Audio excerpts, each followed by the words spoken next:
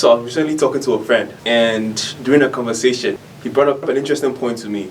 He was like, man, IK, for some reason, I've been stuck on the 50-pound dumbbells and on the flat dumbbell bench press for like the past couple of weeks, and I don't know what to do to like progress any higher than 50 pounds. It's like 50 is my max. Then I asked him a question. I was like, how many reps can you do for the 50 pounds?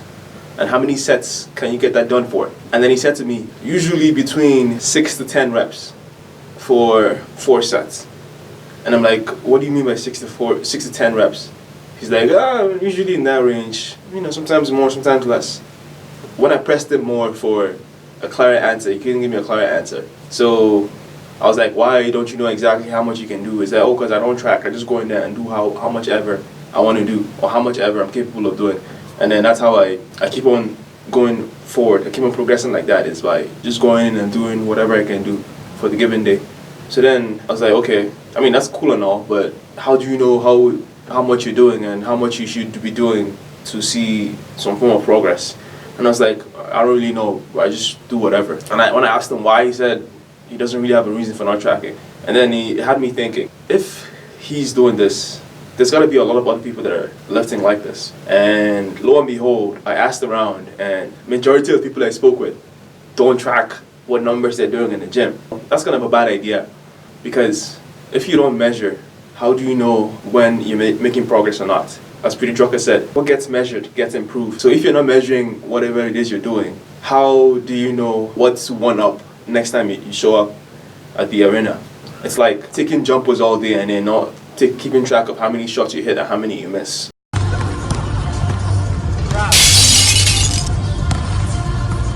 You're ready. If you keep on doing that for the whole summer, like, how are you going to know if you're getting better or not if you're not tracking the percentage of the shots that's going in? That's why people in the league, they track their numbers. They track their stats because they want to be able to see objectively if you're getting better or not. But that's beside the point. There's a quote, so I can't remember who it's by. I think it's by Ralph Waldo Emerson. It's that success is the progressive realization of a worthy ideal. If you're actively realizing a worthy ideal, you're progressively getting closer to a worthy ideal, then you're a success. It doesn't matter what anyone says. You might be wondering, how does that have anything to do with bodybuilding or strength and fitness?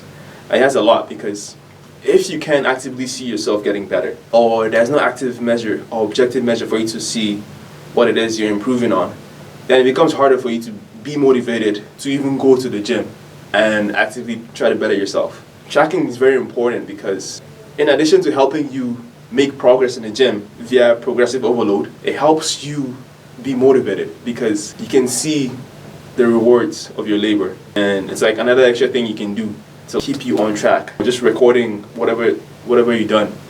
It could be on your smartphone, it could be in a notebook, like whatever it is, just record it.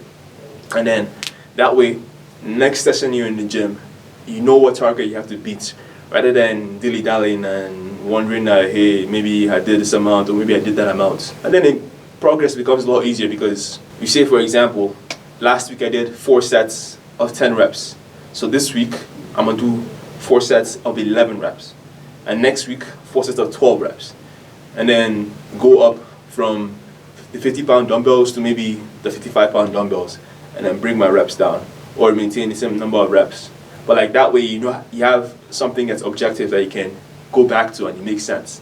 So it keeps the progress coming, it keeps you motivated, and it makes sure that you get the most out of your workouts. In a nutshell, tracking doesn't just end with tracking nutrition alone.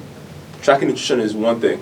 You should also be tracking your weights lifted, the number of reps you're able to do them for, the number of sets you're able to do, and the rate of perceived exertion, like how difficult the set felt. Because sometimes you can't lift more of the same weight, but if it feels lighter than it felt last time, then you know for certain that you're making progress. So tracking that rate of perceived exertion can also help you keep track of whether or not you're making progress. Hope this video was helpful, and if you're one of those guys who's been stuck on a particular way for like the longest time, I challenge you to like track your workouts, like actually record your numbers and then see what it is that you can improve on.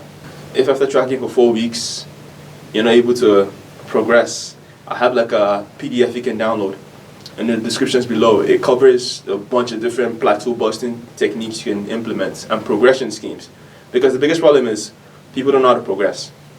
It's like, okay, I should just add more weights. What happens when you add all the weights? There's a point it gets to and you can't keep on adding more weight. So there's got to be other things to do. You can increase the reps, or increase the sets, or reduce the rest. There's a bunch of different things you can do.